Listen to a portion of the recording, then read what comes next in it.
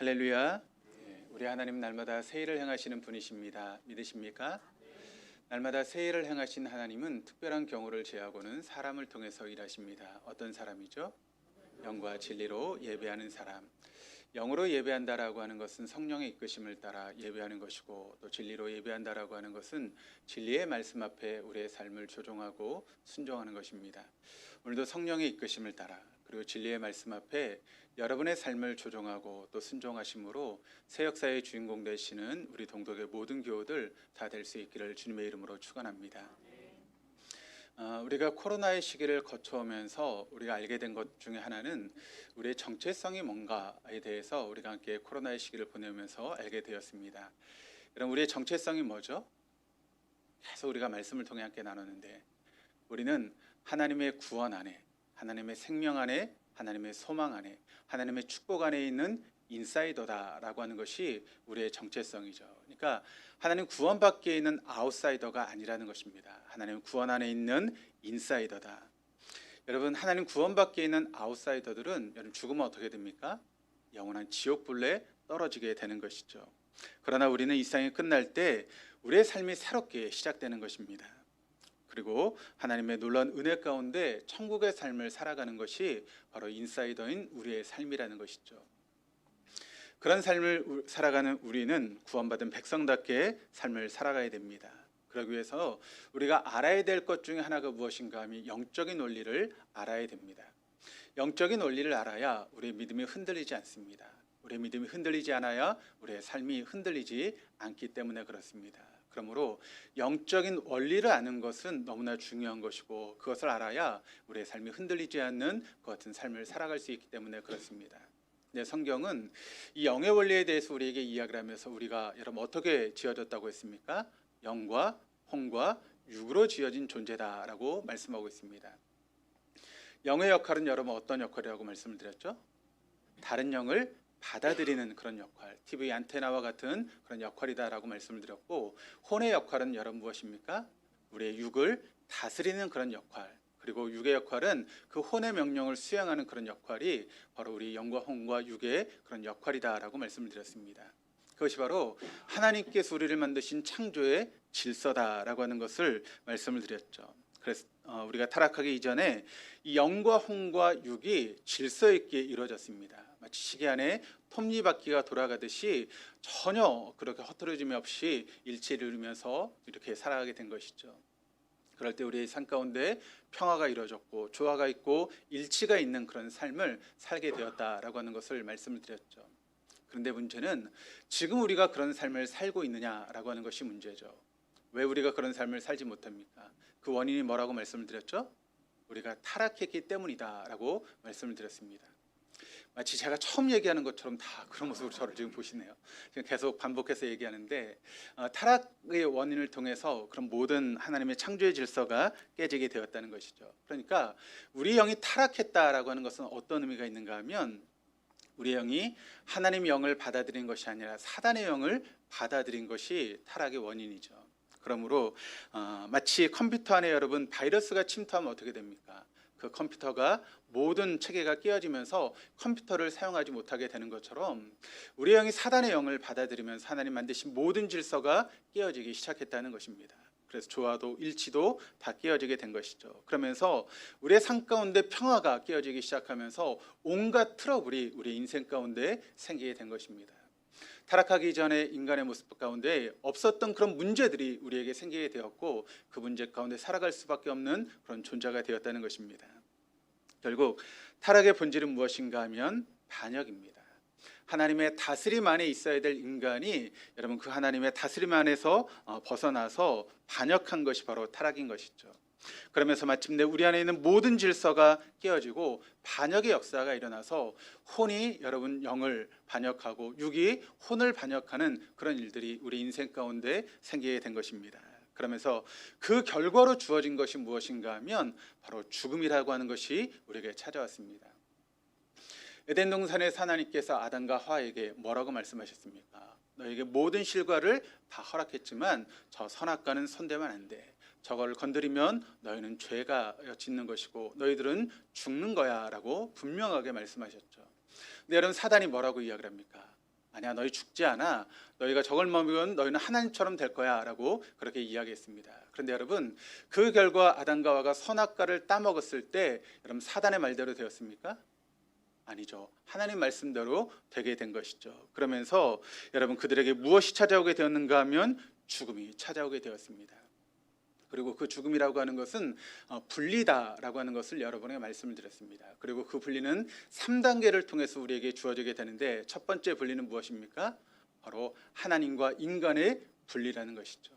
죄를 지은 인간에게 하나님은 에덴 동산에서 그들을 쫓아내셨습니다. 그래서 화원건과 그룹 천사를 통해서 에덴 동산을 지키게 하셔서 더 이상 인간이 에덴 동산으로 들어오지 못하도록 그렇게 막으셨죠. 그러면서 하나님과 인간의 모든 교제가 끊어지는 첫 번째 분리가 인간에게 찾아왔습니다. 그리고 두 번째 분리는 어떤 분리인가 하면 우리의 혼이 우리 육으로부터 점점 분리되게 되는 것이죠. 그래서 우리의 혼이 우리 육에서 떠나가게 되는 것을 우리가 뭐라고 이야기를 합니까? 그때 그것을 죽음이다라고 그렇게 이야기를 하지 않습니까? 우린 여러분, 구원받게 있는 인사이더들이 여러분 얼마나 많은 세상의 것들로 여러분 인생을 살아갑니까? 많은 돈을 추구하고 권력을 추구하고 자리를 추구하면서 우리가 볼 때 여러분 세상에서 얼마나 멋지게 삶을 살아갑니까? 많은 돈을 가지고 화려한 인생을 살고 또 그런 권력을 가지고 힘을 누리면서 그렇게 삶을 살아가는 것을 보면 우리의 마음 한켠에 여러분 어떤 마음이 듭니까? 부러운 마음이 있지 않습니까? 그런데 여러분, 그 같은 인생은 어떤 인생입니까? 아웃사이더의 인생입니다. 하나님의 구원받게 있는 인생이다라고 말씀을 드렸죠. 마치 뭐와 같은가 하면 우리가 꽃꽂이를 제가 예를 들어 설명을 드렸습니다. 꽃다발을 만들려고 하면 여러분 얼마나 화려한 색색의 꽃들을 모아가지고 꽃다발을 만듭니까? 그 꽃이 얼마나 아름답고 얼마나 여러분 아름다운 그런 모습을 가지고 있습니까? 그런데 여러분, 그 꽃이 줄기에서 떨어지는 그 순간부터 그 꽃은 어떻게 됩니까? 서서히 시들어가고 죽어가는 것이죠. 마찬가지입니다. 하나님으로부터 벗어난 인간은 서서히 여러분 죽음을 향해 나아갈 수밖에 없는 것이 인간의 모습이라는 것입니다. 그것이 바로 두 번째 분리, 인간의 혼과 육의 분리가 이루어지게 되는 것이죠. 세 번째 분리는 무엇인가 하면 인간의 혼이 인간의 육으로부터 완전히 떠나게 될 때 여러분 우리의 영혼은 어떻게 됩니까? 영원한 지옥불에 떨어지게 된다는 것이죠. 그 꽃다발이 여러분 아무리 아름답고 화려해도 일주일만 지나면 어떻게 됩니까? 시들어 버리죠. 그러면 그 시들은 꽃을 여러분 어떻게 하십니까? 쓰레기통에 버리는 것처럼 하나님으로부터 떨어진 인간은 아무리 그 인생이 이 땅에서 화려한 삶을 살고 아무리 부한 삶을 산다 할지라도 결국 하나님으로부터 떨어진 인생은 어디를 향해서 여러분 가고 있는 것입니까? 지옥불을 향해서 가고 있는 것이죠. 그리고 영원한 지옥불에 떨어질 수밖에 없는 것이 그 같은 인생이라는 것입니다. 이것이 바로 세 번째 분리, 죽음의 완성입니다. 우리는 어떻게 해야 됩니까? 바로 하나님의 창조의 질서를 회복해야 된다라고 하는 것을 말씀을 드렸습니다. 먼저 예수님의 공생의 모습을 잠깐 한번 살펴보면 예수님께서 공생의 시간을 이제 3년 동안 공생의 시간을 사셨죠. 그런데 그 3년의 공생의 시간을 우리가 살펴보면 예수님이 아주 간단한 삶을 사셨습니다. 바로 하나님과 하나님의 나라에 대한 그런 이야기를 하시면서 예수님께서 공생의 삶을 사셨다는 것입니다. 한마디로 그분의 나라와 그분을 우리에게 알려주시는 그런 삶을 살아갔던 것이죠. 그럼에도 불구하고 사람들은 예수님의 그 말씀을 알아듣지 못했습니다. 그리고 하나님 나라에 대해서도 알지 못했죠. 사람들뿐만 아니라 예수님과 3년 동안 함께 동거동락했던 예수님의 제자들조차도 그것을 알지 못했습니다. 그런 그들에게 예수님께서 뭐라고 말씀하고 계십니까? 요한복음 16장 12절 13절 말씀을 통해서 이렇게 이야기하고 있습니다. 우리 한번 같이 한번 읽겠습니다. 내가 아직도 너희에게 이를 것이 많으나 지금은 너희가 감당하지 못하리라. 그러나 진리의 성령이 오시면 그가 너희를 모든 진리 가운데로 인도하시리니. 그렇습니다. 그렇게 예수님께서 말씀하셨음에도 불구하고 그 말씀을 전혀 알아듣지 못했던 한심한 제자들이었습니다. 그런데 그런 제자들을 보시면서 예수님께서 실망하지 않으셨습니다. 그리고 머지않아 그들에게 성령이 찾아오셔서 하실 일들을 기대하셨던 분이 바로 예수님이셨다는 것이죠. 그래서 여러분 어떻게 되었습니까? 사도행전 1장을 보시면 부활하시고 또 승천하시기 직전에 예수님께서 남아있는 제자들에게 뭐라고 말씀하고 있습니까? 너희가 예루살렘을 떠나지 말고 아버지가 약속한 것을 기다려라 라고 그렇게 말씀하셨습니다. 그러니까 예수님이 분부하신 내용은 간단하고 분명합니다. 그들에게 기도하라고 말씀하신 것이 아닙니다. 너희는 여러 날이 되지 않아서 성령으로 세례를 받을 거야. 그러니까 그 성령이 오기까지 너희는 기다려라고 그렇게 간단하게 말씀하셨죠. 왜 그렇게 말씀하셨을까요? 그것은 바로 예수님 보시기에 지금 제자들의 모습은 한심하기 짝이 없는 그런 모습이었기 때문에 그렇습니다. 그 제자들이 3년 동안 예수님과 동고동락했음에도 불구하고 예수님을 제대로 알지 못했습니다. 그리고 십자가의 의미도 알지 못했습니다. 그리고 부활하신 그 부활의 의미가 무엇인지 또 하나님 나라에 대해서 전혀 알지 못하는 그런 한심한 그런 제자들이었다는 것이죠. 어떻게 보면 그것을 알지 못했을 뿐만 아니라 거기에 관심조차 없었던 것이 바로 제자들의 모습이었습니다. 그런 제자들의 모습을 보셨을 때 주님이 얼마나 답답하셨을까요? 그러나 그렇지 않습니다. 지금 예수님의 모든 관심은 한심하기 짝이 없는 제자들에게 맞춰져 있었던 것이 아니라 머지않아 오실 그 성령께 모든 초점이 맞춰져 있었다는 것입니다. 성령님이 누구신지, 성령께서 제자들에게 찾아오시면 그들에게 어떤 변화가 일어날 것인지 성령의 초점을 맞추고 계셨다는 것입니다. 다시 말해서 지금 제자들은 십자가도 모르고 부활도 모르고 하나님 나라에 대해서 전혀 알지 못하는 그런 상태에 있었지만, 그런 그들에게 성령이 찾아오시면 그런 그들이 한순간에 변화될 것을 알고 계셨던 것입니다. 그래서 지금 주님은 모든 관심이 한심하기 짝이 없는 그런 제자들이 아니라 성령을 통해 변화될 그들의 미래 모습을 바라보고 계셨던 분이 바로 주님이셨던 것이죠. 그러기에 그런 제자들의 모습을 보고도 결코 실망하거나 낙심하지 않으셨다는 것입니다. 그것은 우리도 마찬가지입니다. 지금 우리의 모습이 정말 주님 보시기에 한심하기 짝이 없는 그런 모습이라 할지라도 그 성령께서 우리에게 찾아오시면 우리가 놀랍게 변화될 것이다 라고 하는 것을 여러분 믿으시기를 바랍니다. 그럴 때 우리의 삶이 이 제자들과 같이 놀라운 변화를 경험하는 그런 삶이 될 줄 믿습니다. 그런 것을 경험할 수 있는 우리 동독의 모든 교우들 다 될 수 있기를 주님의 이름으로 축원합니다. 그래서 주님은 그들에게 기도하라고 말씀하신 것이 아니라 기다리라고 말씀하셨던 것이죠. 그리고 제자들은 예수님이 분부하신 대로 그냥 기다렸습니다. 아무런 기대도 없이 아무런 기약도 없이 그저 기다렸던 것이죠. 그런데 그런 그들에게 여러분 어떤 일이 일어났습니까? 오순절 날이 되었을 때 주님께서 말씀하신 그대로 성령께서 그들에게 찾아오셨습니다. 그리고 그들은 그 성령을 그저 모셔드렸습니다. 그러자 거기에 모였었던 110명의 사람들이 순식간에 새로운 사람으로 변화되는 그런 놀라운 역사가 일어나게 되었다는 것이죠. 여러분 어떻게 그런 일이 가능할까요? 그것은 간단합니다. 그들의 영이 거룩하신 하나님의 영이신 성령을 받아들였을 때 그 같은 놀라운 변화의 역사가 일어나게 되었다는 것입니다. 그러자 그들에게 임한 하나님의 거룩한 영이신 성령이 사단의 영으로 여러분 병들었던 혼을 치유하기 시작한 것입니다. 그때부터 그들은 세상의 나라가 아니라 하나님과 그분의 나라를 꿈꾸기 시작했던 것이죠. 예수님께서 3년 동안 공생의 기간 동안 그렇게 제자들에게 말씀하시고 가르치셨던 그 모든 것들이 바로 제자들의 삶을 통해서 나타나고 이루어지기 시작했던 것입니다. 그런 그들에게 권능이 임했고 말씀처럼 땅끝까지 복음의 증인이 되는 놀라운 삶을 살게 된 것입니다. 그리고 그들이 세상의 나라가 아니라 하나님 나라를 꿈꾸기 시작하면서 우리가 알고 있는 것처럼 교회가 시작되는 놀라운 역사가 일어난 것입니다. 질문이 있습니다. 그럼 성경의 역할은 뭘까요? 우리가 지난 시간 함께 나눴던 그런 말씀인데 우리가 이 부분까지만 보면 성경의 역할이 전혀 필요 없는 것 같은데 그럼 성경의 역할은 무엇입니까? 2000년 전에 33년 동안 예수님은 이 땅에 공생의 삶을 사시고 승천하셨습니다. 그리고 예수님 말씀을 들었던 제자들은 이미 다 죽고 없습니다. 그럼 우리는 어떻게 예수님의 말씀을 듣고 예수님께서 가르치신 하나님과 하나님 나라에 대해서 알 수 있는 것일까요?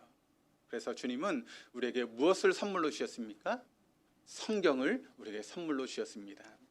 요한복음 5장 39절 말씀을 우리 같이 한번 읽어보시겠습니다.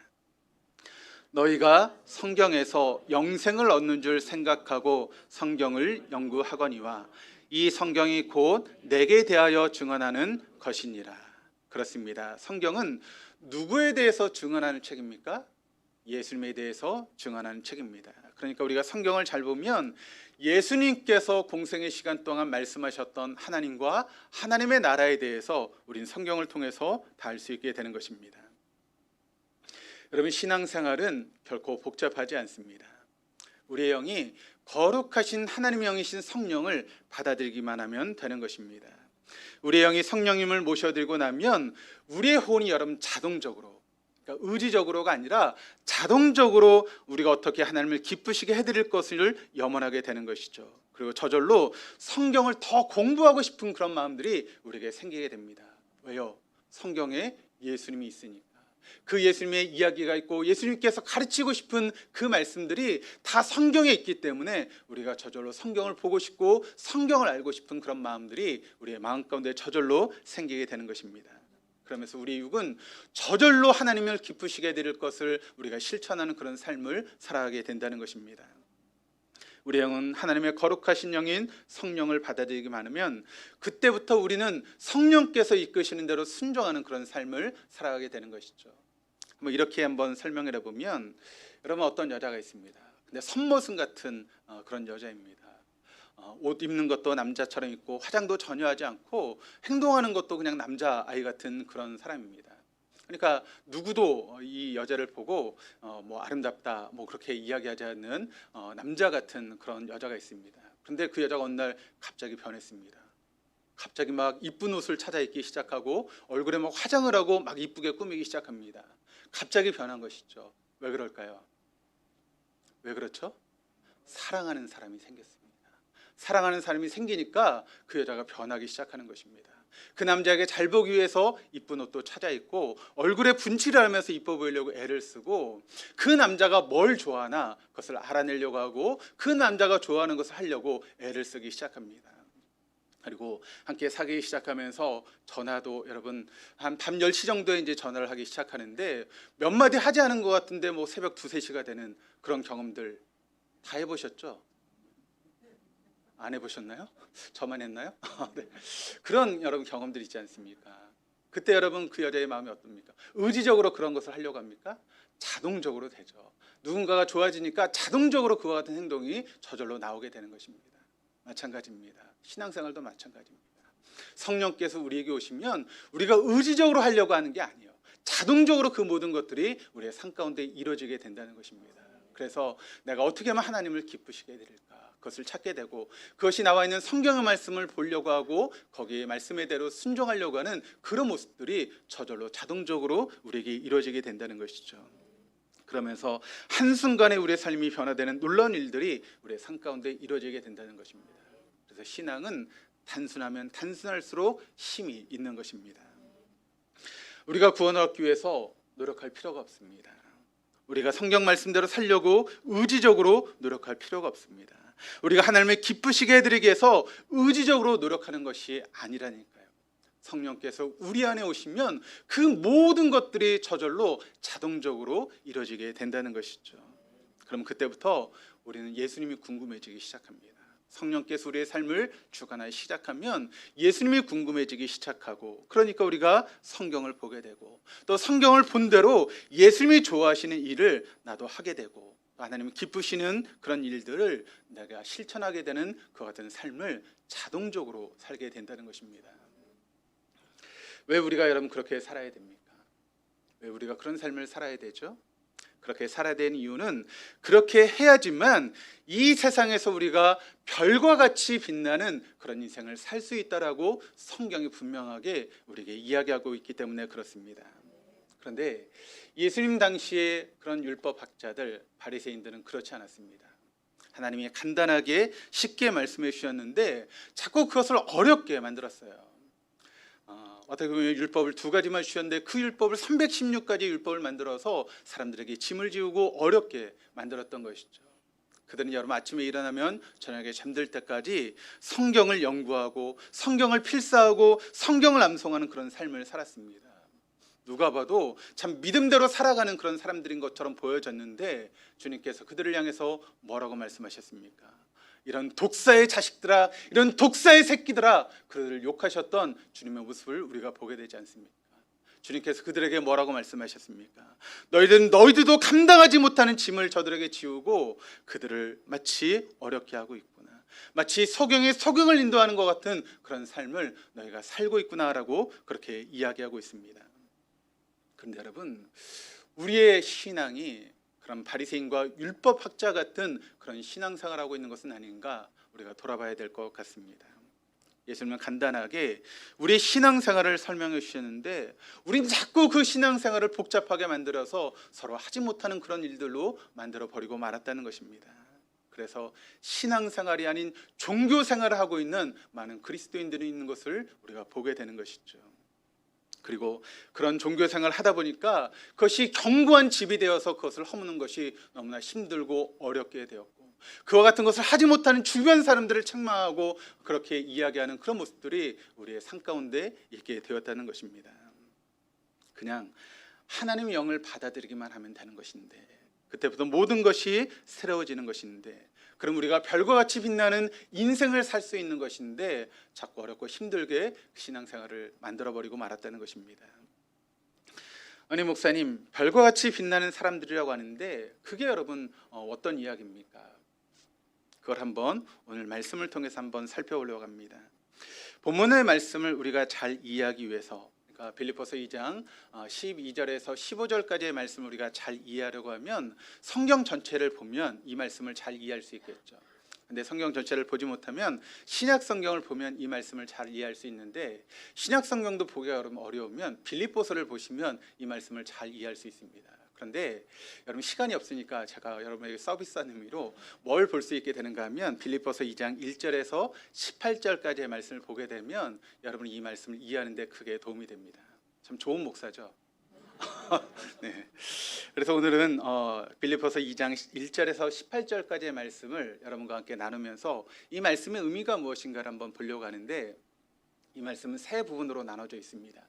1절에서 4절까지의 말씀, 그리고 5절에서 11절까지의 말씀, 12절에서 18절까지의 말씀, 이렇게 세 부분으로 나눌 수 있는데, 이 말씀의 가장 중요한 몸통이 되는 말씀은 어떤 말씀인가 하면 5절에서 11절까지의 말씀이 몸통이 되는 그런 말씀입니다. 그리고 한마디로 이야기를 하면 2장 5절 말씀이 이 말씀의 이제 특징이 되는 그런 말씀인데, 이렇게 이야기를 합니다. 너희 안에 이 마음을 품으라. 곧 그리스도 예수의 마음이니.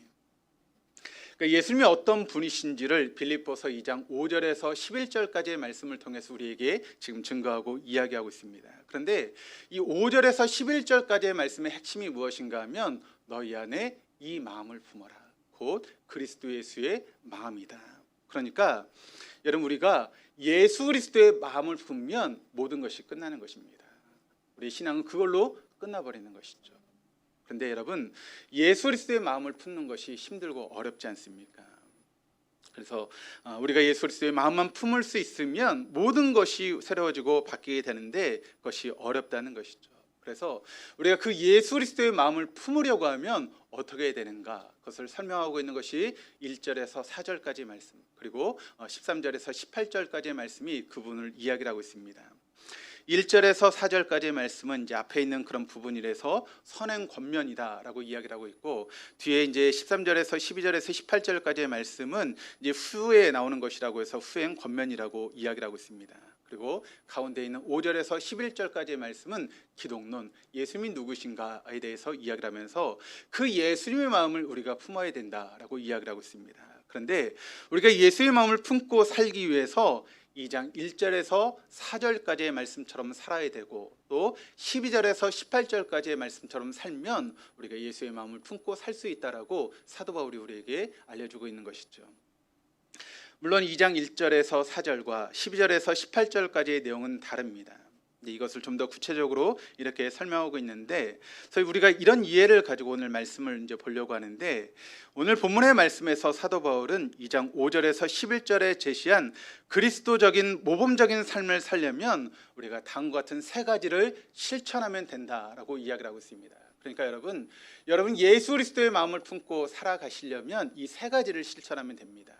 이 세 가지가 동사로 이제 우리에게 이야기를 하고 있는데, 세 가지의 이제 첫 번째 중심으로 첫 번째 부분이 12절에서 13절 말씀을 통해 나타나고 있는데, 12절 말씀을 보시면 이루라, 이루어 가라라고 하는 그런 말씀이 이제 첫 번째 부분으로 이야기를 하고 있습니다. 그리고 두 번째 부분인 14절에서 16절 말씀을 보시면 14절에 나오는 하십시오, 행하라라고 하는 그런 말씀이 나오고 있고, 또 세 번째 부분은 이제 17절, 18절 말씀인데 18절에 나오는 기뻐하라라고 하는 동사입니다.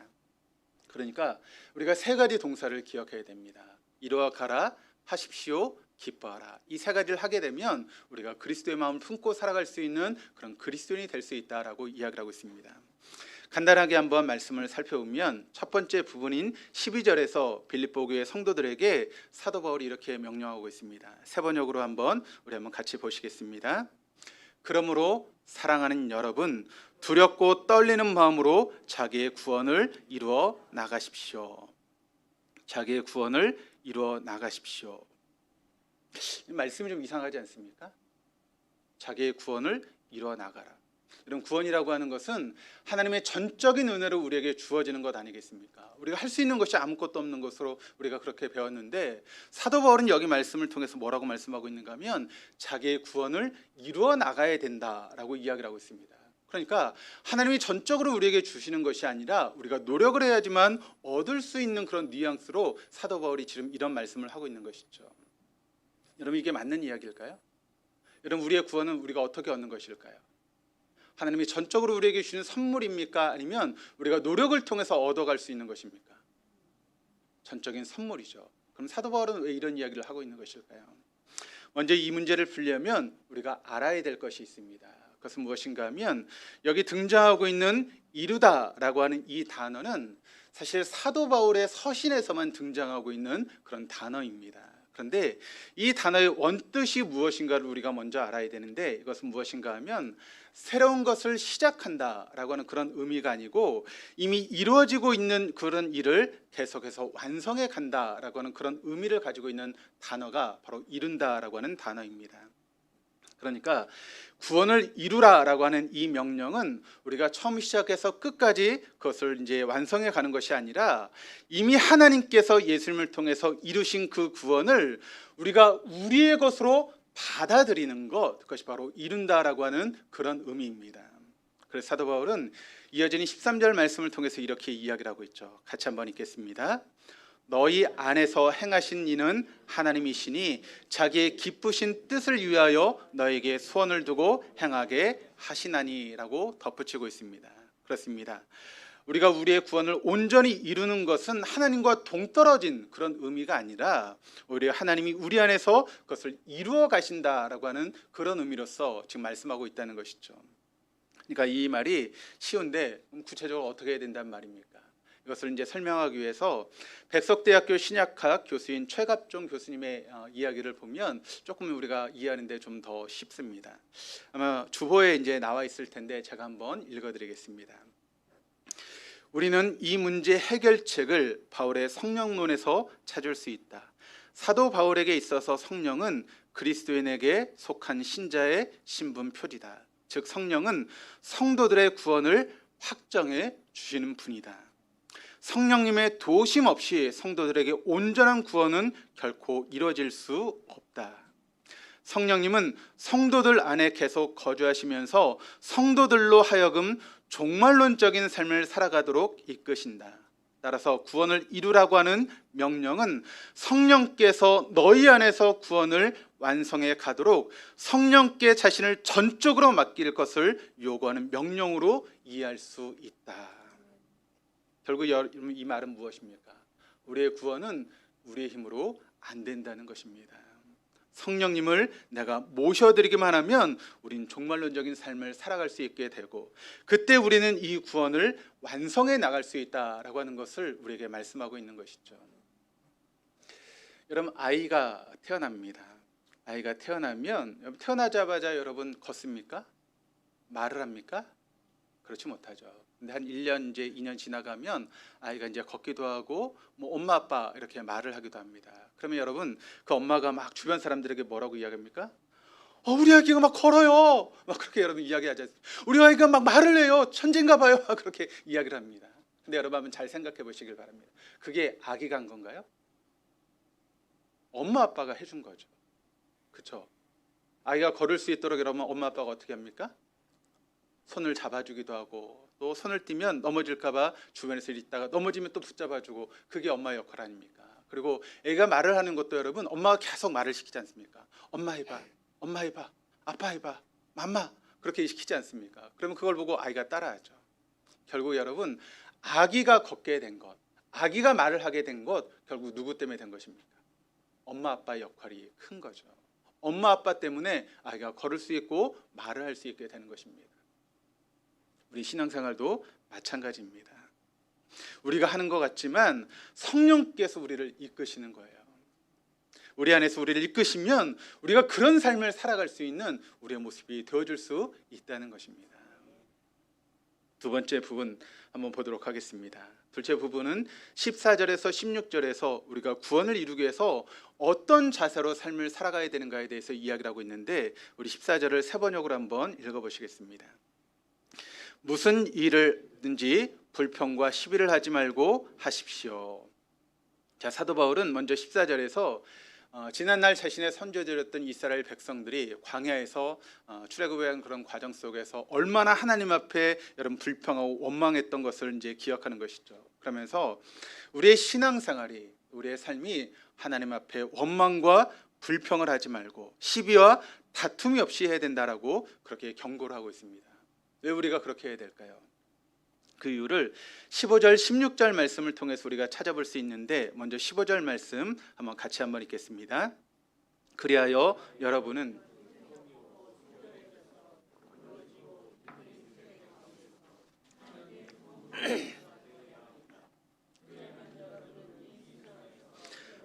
빛날 것입니다. 첫째로 우리가 여러분 그와 같은 삶을 살아가야 되는 이유, 원망과 불평과 시비와 다툼이 없이 우리가 그런 삶을 살아가야 되는 이유는 무엇인가 하면, 구부러지고 뒤틀린 그런 시대 가운데서 하나님의 흠없는 자녀가 되어서 별과 같이 빛나는 그런 인생을 살 수 있기 때문에 우리가 그렇게 삶을 살아야 된다라고 이야기를 하고 있습니다. 또 16절 말씀을 읽겠습니다. 생명의 말씀을 굳게 잡으십시오. 그리하면 내가 다름질한 것과 수고한 것이 헛되지 아니하여서 그리스도의 날에 내가 자랑할 수 있을 것입니다. 둘째로 우리가 그렇게 해야 되는 것은 사도 바울의 그 모든 수고가 헛되지 않게 되고 그리스도의 날에 자랑할 수 있게 될 것이기 때문에 우리가 원망이나 불평, 시비와 다툼으로 그런 인생을 살아가서는 안 된다라고 하는 것을 말씀하고 있습니다. 여러분, 여러분의 인생이 별과 같이 빛나는 인생을 살고 싶으십니까? 그렇다면 우리 입에서 원망과 불평의 이야기들, 시비와 다툼의 그런 이야기들을 그쳐야 될 줄 믿습니다. 그럴 때 여러분의 인생이 별과 같이 빛나는 진정 그리스도인이 될 수 있다라고 하는 것을 믿으시기를 바랍니다. 세 번째 부분은 17절, 18절 말씀을 통해서 사도 바울은 보다 적극적인 그런 삶의 자세를 우리에게 가지라고 명령하고 있는데, 18절 말씀을 한번 같이 읽겠습니다. 여러분도 이와 같이 기뻐하고 나와 함께 기뻐하십시오. 그러니까 불평과 원망과 시비 대신에 기뻐하라는 것입니다.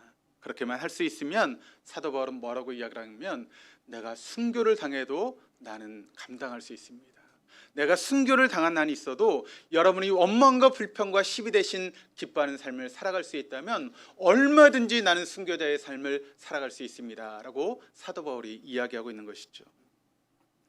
여러분, 하나님의 영이 우리 가운데 오시면 우리는 어떤 일이 일어납니까?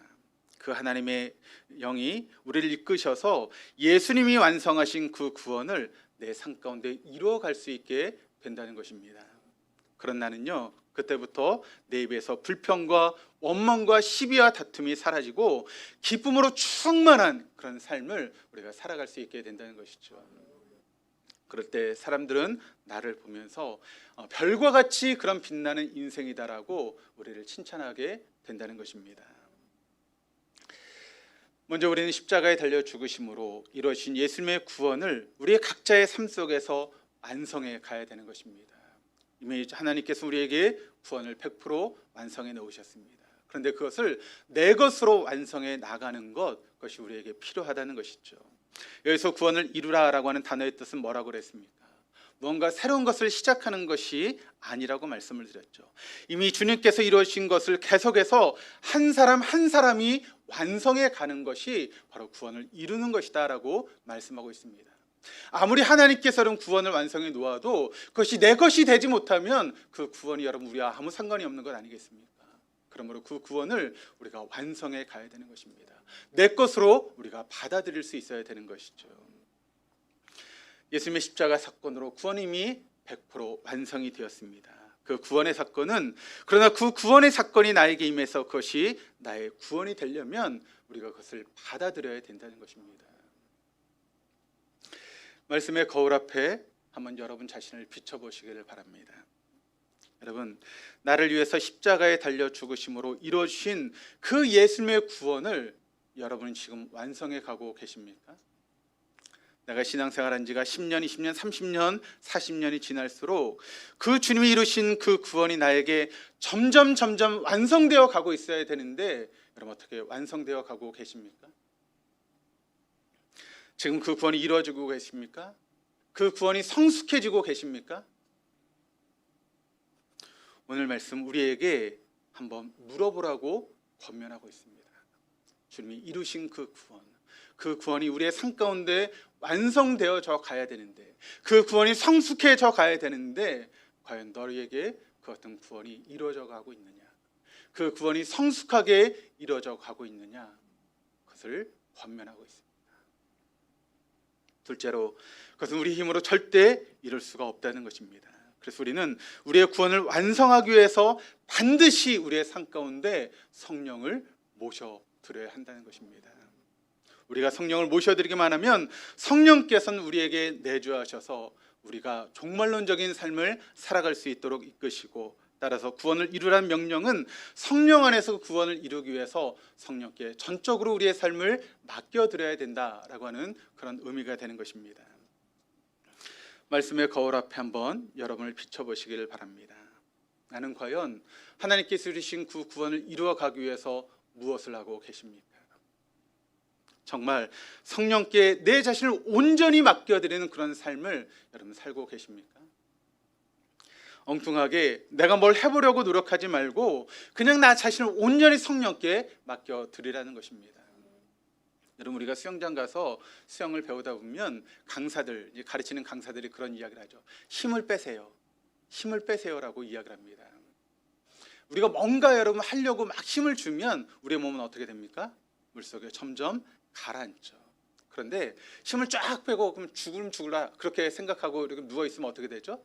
우리의 몸이 떠오르게 됩니다. 그래서 강사들이 뭐라고 이야기합니까? 힘을 빼십시오라고 이야기하는 것처럼 우리가 의지적인 힘을 빼야 됩니다. 그리고 성령께 온전히 우리의 삶을 맡겨드려야 되는 것이죠. 죽으면 죽으리라라고 하는 그런 마음으로 성령께서 나를 인도하시는 대로 우리가 순종하며 우리의 삶을 온전히 맡겨드리는 것입니다. 그러면 죽을 것 같습니다.